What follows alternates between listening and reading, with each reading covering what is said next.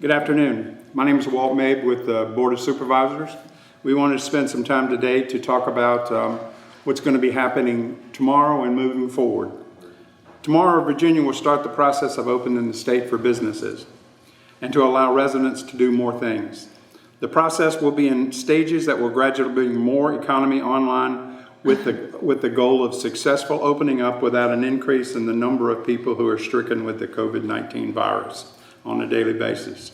To that end, the county is following the governor's Forward Virginia plan to reopen the state. The Phase 1 guidelines for the plan can be found at warrencountyva.net. And please look, because it's a rather lengthy document. I want you to help read it and help understand it. And if you have questions, let somebody know. We'll try to answer them. There are very specific requirements that must be followed for restaurants and food service establishments, farmers markets, retail stores, fitness facilities, barbers and hairdressers, campgrounds, summer camps, and religious services. There are also general guidelines for Phase 1 that affect all business and their customers. And that leads me to let you talk with Rick Farrell. He is our Deputy Coordinator for Emergency Services here in Warren County. Then we're going to be talking with Matt Tiedrich from the town. And then we're going to follow up with John Bell to answer more questions or give us more guidance and direction. So I'm going to turn it now over to Rick Farrell. All right, thank you, sir. All right, good afternoon, everyone. My name is Rick Farrell, and I'm the Deputy Emergency Coordinator for Warren County. I'm going to provide you with a brief update this afternoon on three things related to the COVID virus. I'm going to give you a current update from the Lord Fairfax Health District caseload, the county and town soft reopen plan, and review the governor's Phase 1 general guidance. As of today, we have 793 confirmed COVID-19 cases in the Lord Fairfax Health District. Clark County has 16, Frederick 191, Page 143, Shenandoah 278. In Warren County, we have 90. That's a +2 increase from yesterday. We also have 11 folks that were or are hospitalized from the county, and unfortunately, we have 2 deaths that are attributed to the county. And finally, the city of Winchester has 75. You can find all of this information on the VDH COVID-19 website. This past Tuesday, we briefed the Board of Supervisors on our county and town soft reopen plan. In general, the lobbies of both the Government Center and Town Hall will be open to the public on Tuesday, May 26th, so our citizens have access to the Revenue and Treasurer's offices, as well as to pay their utility and tax bills. All other county and town offices will remain closed to the public, but available by phone or appointment. We anticipate opening the remainder of the county and town offices in conjunction with the governor's Phase 2 around mid-June. As we anticipate transitioning into Phase 1 tomorrow, I want to remind everyone that you're safer at home, especially if you're vulnerable. If you notice the change in the words, the governor has gone from stay at home to safer at home now. So it doesn't mean you have to go out, but you can come out. The governor still asks if there's no social gatherings of more than 10 individuals. He wants to continue social distancing and teleworking, and face coverings are recommended in public. And he will have revised business limitations. All of that is on the website in much detail. With that said, several Northern Virginia localities will remain in Phase 0 through May 28th. This means that they'll still be under the same restrictions that we are under today. Tomorrow, as we begin to reopen more of our businesses, we should expect that the county and town, as well as other Shenandoah Valley localities, will receive their fair share of visitors from the east, especially over the Memorial Day weekend. I ask everyone to remain vigilant as we begin to venture outside our homes and support our local establishments over the next few weeks. Finally, we're still in this for the long haul. Everyone should reasonably expect the effects of this virus to last the summer. Thank you all for what you're doing to support our community. Stay healthy, take care, and God bless. Thank you, Rick. Matt Tiedrich from the town, if you'd like to say a few words with us. Thank you. Thank you, Mr. Chairman. Thank you, Rick. Just to maybe go into a little bit more detail on the town and our operations and what we're going to be doing as it relates to reopening. We've been open this entire time. All of our critical operations have been functioning. We've had all our personnel has been for critical operations have been segregated into 2 different teams or 3 teams, so that in case one individual from one team gets sick, we have 2 other teams to be able to step in and be able to run the critical plants, the water treatment, the sewer, electric, etc. As Rick stated, we do plan to open the town lobby again, the finance department on Monday. On Tuesday, May 26th. Citizens are still encouraged, though, to pay their bills through the drive-through line or the drop box by credit card online. We've waived the fees until June 30th, and next Monday we're going to be discussing possibly waiving the fees into the next fiscal year as well. You can pay over the phone. You can pay by mail, of course, by sending your checks in to P.O. Box 1560 Front Royal.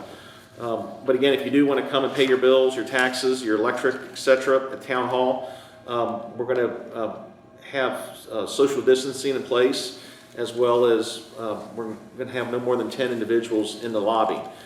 Any other town departments that you may need to meet with, we'd encourage you to set appointments with those departments. And you can find their phone numbers on our website at www.frontroyalva.com. For Monday, for Tuesday, for our reopening, we're going to be having some very strict guidelines for our staff. We have a screening process for all of our employees. It was recommended or advised in the governor's guidelines for all business sectors to chart employees to make sure they're all healthy when they come to work and when they leave. And so we're going to be instituting that when they come back to work. But there's also going to be higher risk employees. We've been advised to try to encourage higher risk employees to telework, as well as anyone who could be able to perform their functions at home. We're going to try to encourage that as much as possible. As the chairman mentioned, the governor issued Executive Order 61, which is doing a partial reopening of business. In that regard, the town of Front Royal, their town council, on Monday night passed a unanimous resolution in which I thought it'd be helpful. There are some questions that came up today. We thought it might be helpful to highlight a couple of the points so that the citizens and the public understands more thoroughly what the town council's position is and what it is not.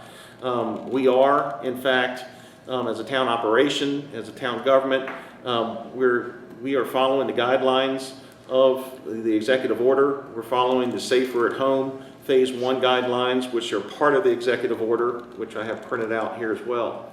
But the fundamental foundation of the resolution was that the town council believed that through the lawsuit that was filed in Lynchburg regarding an indoor gun range as it relates to the Justice Department in Chincoteague, Virginia, and the constitutionality of church gatherings, the town council doubts the constitutionality of Governor Northam's Executive Order 53 and 55, finding them irreconcilable with the freedoms of assembly, religion, and the rights enshrined by the Constitution of the Commonwealth of Virginia, United States of America. According to the latest available numbers, as Mr. Farrell just mentioned, Warren County is doing very well as it relates to this pandemic. We are in no way, the town council continues to take COVID-19 outbreak seriously, having reacted seriously to it since March, urging social distancing, urging citizens to stay at home and work. We had 38 employees in our town government who was working from home. But in most commercial businesses within the corporate limits of the town are small ones, independently owned and operated. Most of these businesses do not have the resources to stay closed indefinitely. And many, if not most, of these businesses must remain physically open to the customers in order to survive. These businesses have done everything in their power to comply with all orders, declarations, and recommendations, and we believe they would continue to do so. The town council is comprised of local men and women who take their town and their larger community, their commonwealth, and the health and welfare, physical, mental, and economic of the town residents and citizens very seriously.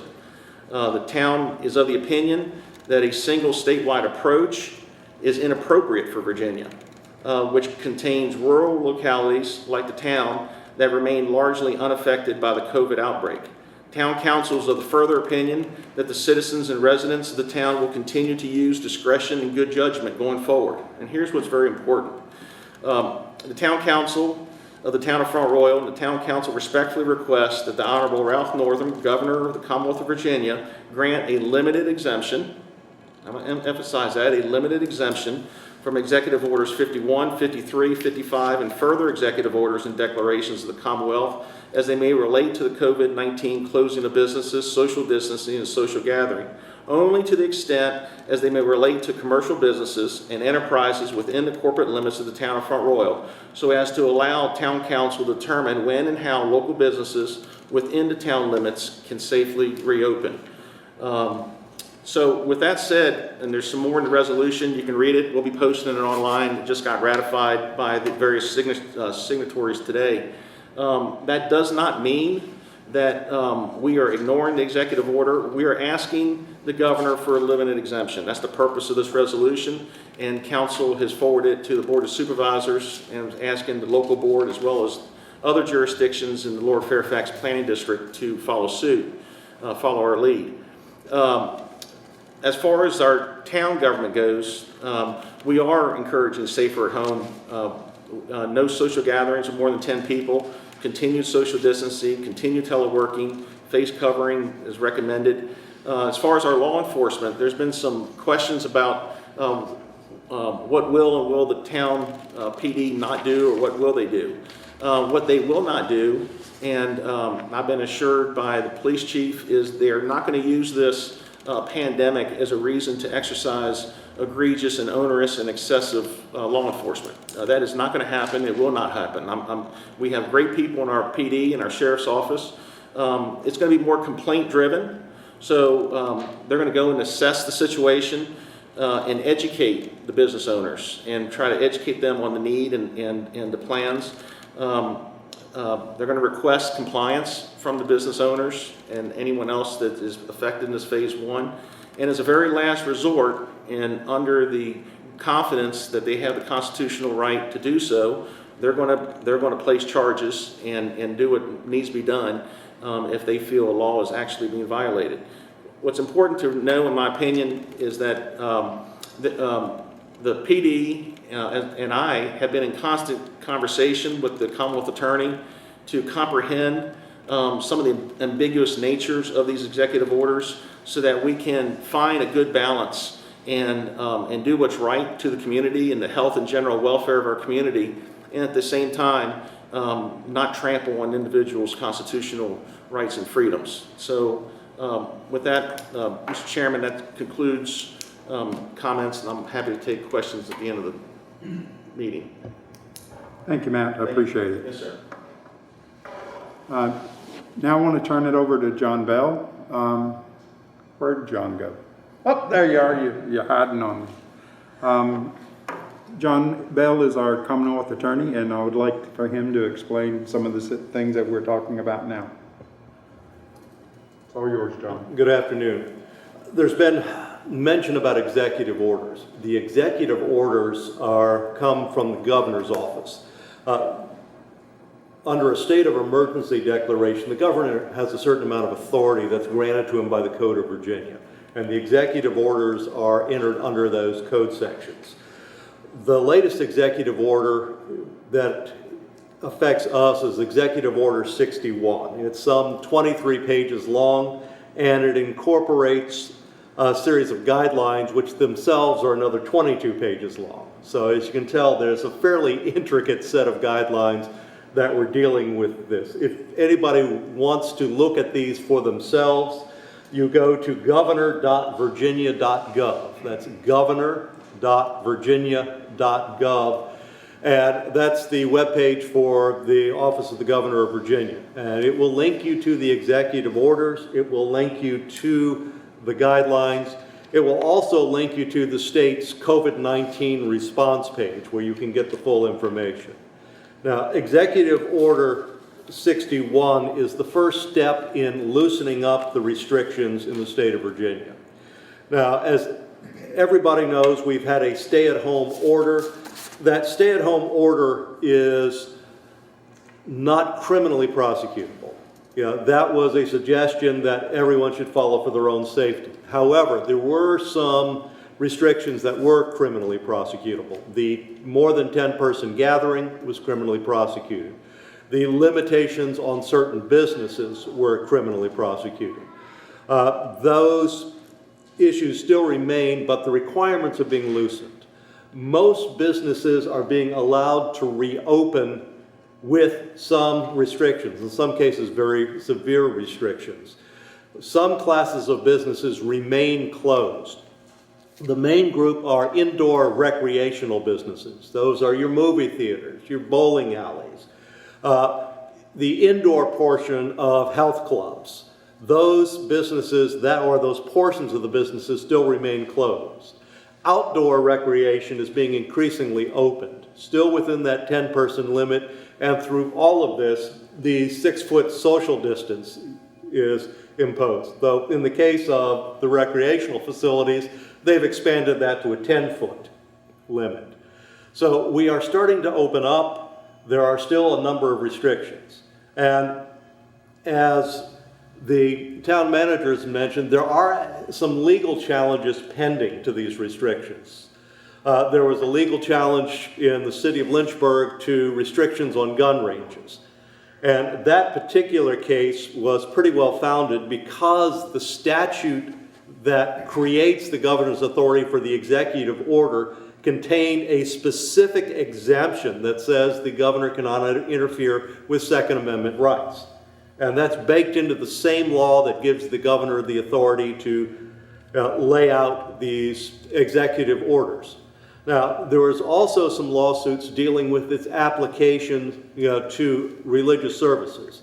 And the United States Department of Justice has stepped in as a party advocating for a less restrictive interpretation because of the constitutional rights. In other states, federal courts have granted injunctions. Now, all of those courts have said that churches must maintain social distance, proper sanitation, and so forth. Those are not controversial requirements, but the 10-person limit has been under attack legally, and we'll have to see how that shakes out. We'll note that in the new Executive Order 61, there is more allowance for indoor gatherings in churches. And if anyone wishes to call into our office to help interpret what those are, we'd be happy to take those calls and walk you through the new requirements. So we are in something of a state of flux. It was also noted that the counties east to us in Northern Virginia are under a different schedule. The governor handed down Executive Order 62, which stated that the counties in Northern Virginia and also the associated towns and cities are still under the same restrictions that are being loosened elsewhere statewide. So if you are driving every day down into Northern Virginia, you are going into a different legal environment than you are out here in Front Royal and Warren County or in Shenandoah County, Rockingham, Rappahannock, Frederick, or the city of Winchester.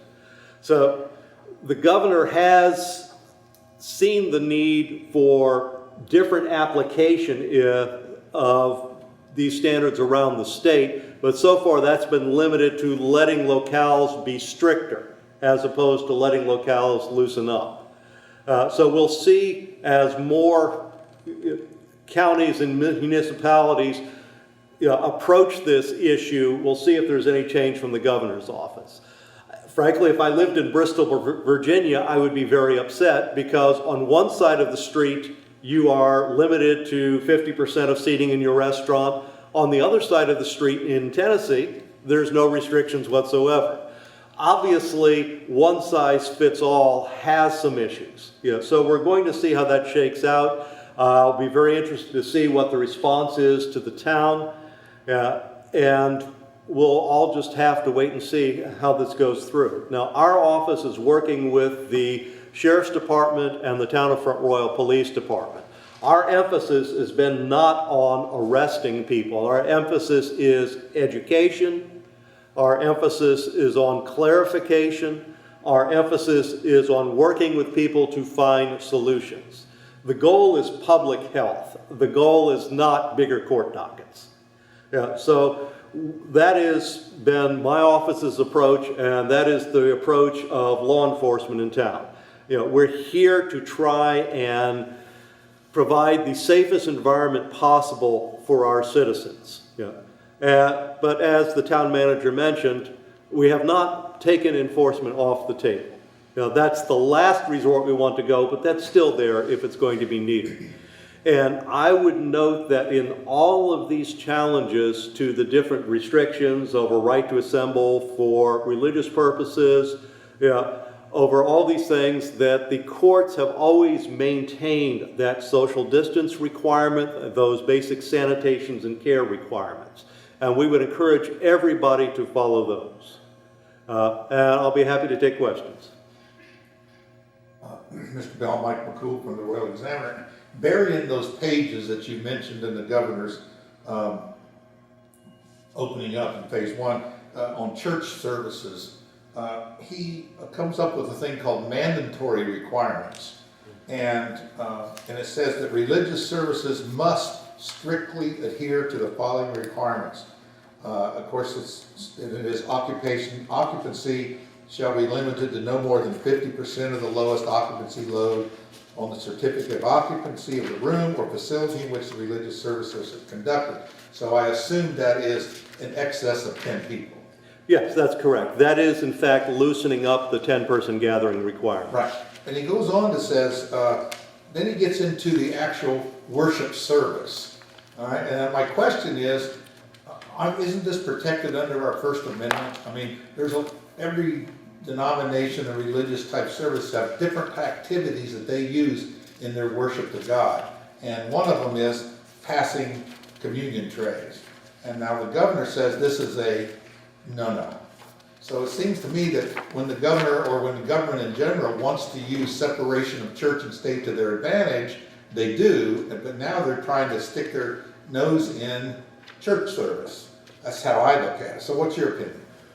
That's one of those areas where I think there's a very valid challenge to these different executive orders from around the country. I would note that a federal judge in Kentucky granted an injunction that was essentially banned in-person church services, and the judge, in his opinion, stated, if social distancing is good enough for Home Depot and Kroger, it is good enough for in-person religious services, which, unlike the foregoing, benefit from constitutional protection. Right. I read that. I thought that was an interesting comment. Yes, I thought that was actually a fairly accurate comment, Exactly. Reflects my own view. Now, in terms of how the services are conducted, that's some ways a challenging question, because the courts have upheld regulations for public health that are neutrally and uniformly applied. Now, behind this injunction is the idea that the restrictions on churches were not being neutrally applied because, as I said, Home Depot and Kroger were not subject to those. Now, if you look at, for example, in giving communion, there are regulations on handling food substances. And if those are applied uniformly to all restaurants, food trucks, cafeterias, so forth, they could well be constitutionally applied to churches.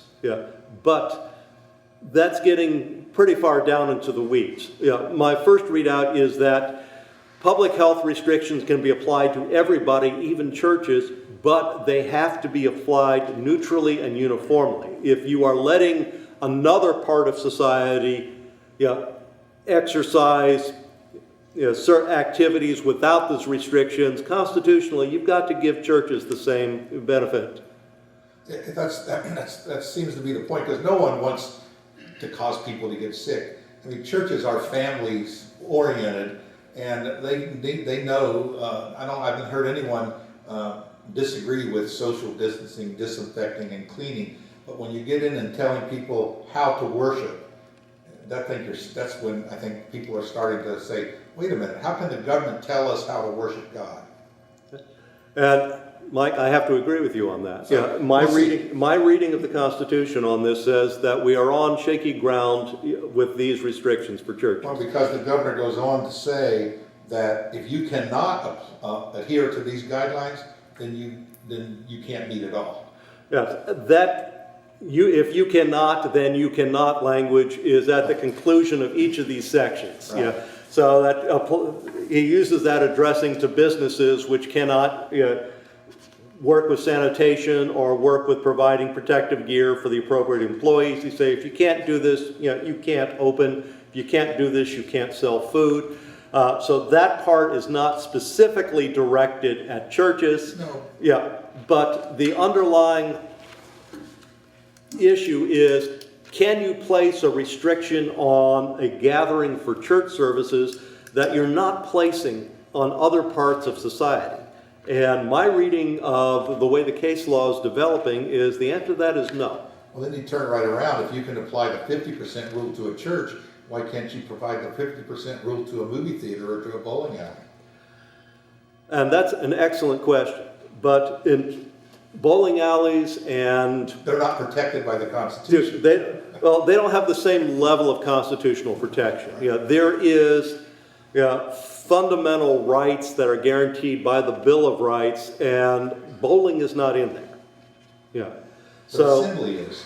Assembly is. Yeah. But at the same time, the assembly is in context for purposes of exercising your rights as citizens to speak, to protest, to gather.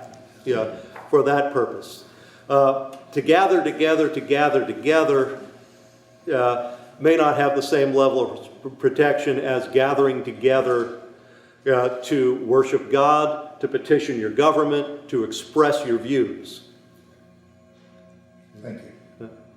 Along that line, the Lynchburg challenge related to the gun range, constitutionally, Second Amendment, you're allowed to possess, own a gun.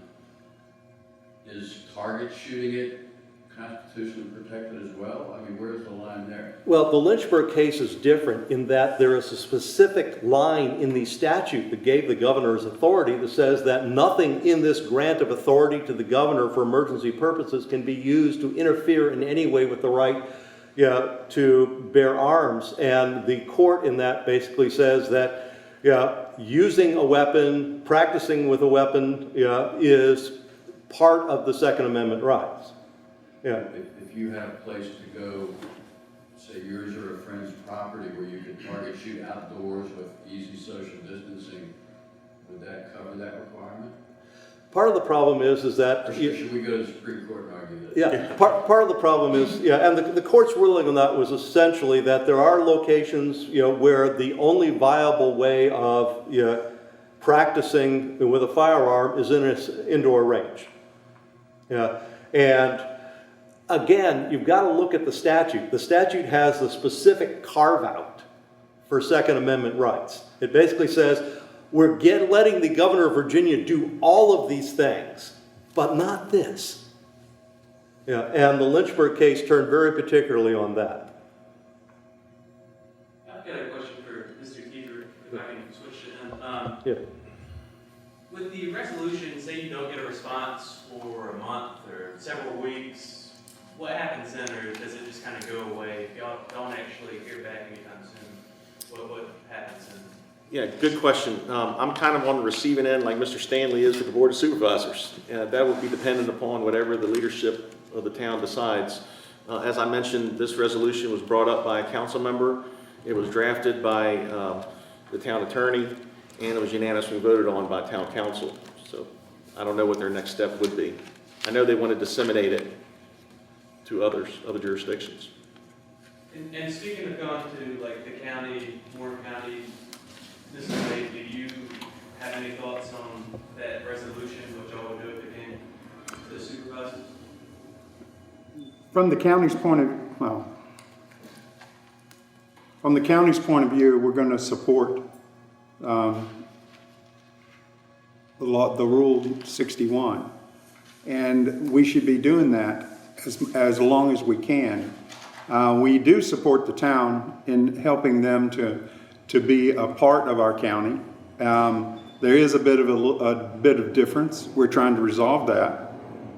But the truth is, the governor has said we're going to try to follow these rules. And we're going to go with that until it changes. And hopefully the next phase will be less restrictive. But if it's not, we have the ability to go down and tighten back up again. My biggest concern, if we do this resolution and we kind of open up the town, and we've got surrounding counties and surrounding towns that are closed, all of a sudden we've got people that realize that Warren County's open. Let's go visit. When they open up the state parks, let's go visit. That's going to bring possibly the virus into our county again. And if it does, we're going to see the spike in it. And then we can make a decision if we have to start tightening up the restrictions again, which we don't really want to do, but it's a necessary thing if we start having a problem all over again. I hope that answered your question. Yeah. Thank you. Matt, regarding the alternate resolution the council passed on Monday from Councilman Meza, as I noted in my story in Royal Examiner, the language was a little more aggressive from a request to asserting the town's authority to make those decisions. But from some of the things you're saying, it sounds like your understanding is you are basically going to follow the precautionary guidelines. How are you navigating that ground? Yeah, I think a fair way to respond is we're navigating that ground the same way we navigated the first executive order. I mean, it's the guidelines that he sent out and he mentioned in the executive order. It particularly states any businesses not listed in this section should adhere to the guidelines for all businesses, sectors expressly incorporated by reference herein as best practices. The guidance is located here, which is this big document.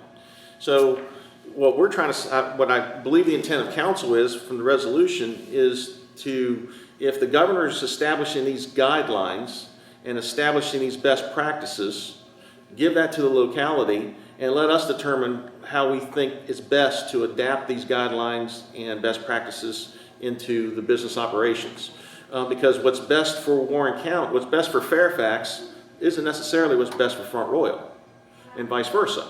So that's the intent. So yes, I do believe you are correct. The first draft that was sent out to council, Mr. Mezzo wanted a little bit more emphasis placed on certain items, and that's what they ended up voting on unanimously. Is it, from your perspective as the town manager, is it a difficult ground to traverse as far as constitutional issues versus health issues? Sure. Because it's overlapping. Sure. Everywhere. Oh, I think without a doubt it's very challenging to, I think, frankly, I believe every law enforcement official would say it's challenging. Every Commonwealth attorney would say it's very challenging. Every elected official would say, we're just in a challenging time period right now. A time period that we haven't in our lifetime experienced anything like this. And I think it's important that we fall back upon, good scientific, good practices of cleanliness, etc. But at the same time, we just can't throw our Constitution out the window. And I think that's where the council's position is.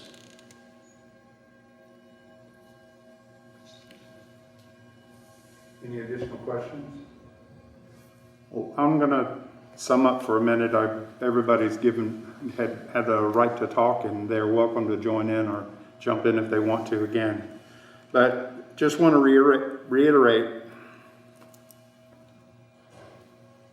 the first thing we got to deal with is the physical distancing. That remains to be the most important thing that we can do to slow the COVID-19 virus. That means separation between everyone. That's really important. Second, where possible, people should continue to wear a cloth mask. The virus is spread by infected people, many of whom don't exhibit any symptoms at all. By wearing the mask, you are protecting those around you, and they are protecting you by wearing a mask. Third, wash your hands regularly and avoid touching your face. Remember, clean and disinfect surfaces, countertops, door handles, grocery bags, anything that people are touching. If we break the cycle of how the virus infects, we can slow the rate of infection. Finally, don't go to work and don't go out if you have a fear or exhibit any symptoms associated with the COVID-19. That's just common sense. Do we know that these requirements in phase 1 will work and prevent the virus from again spreading rapidly? We don't. That's why we're carefully watching a number of metrics, but particularly the number of new COVID-19 cases each day in our area. If we see an uptick in the cases, we'll release phase 1 from the Forward Virginia Reopening Plan in Warren County. And if the plan works, we'll move forward on to phase 2. We have to take it slow, and it's going to work. These requirements need to be followed by everyone if we're going to successfully reopen our county. We have to work together. None of it's easy. And I know the hardships of the families and businesses and how they're feeling. It only takes one person to be the typhoid Mary of the 2020 and make Warren County a hot spot for infection again. So continue to practice social distancing, wear a mask in public, pay attention to hygiene issues, and don't go out with a fever. We can beat this thing. Remember, we're strong together. Thank you very much.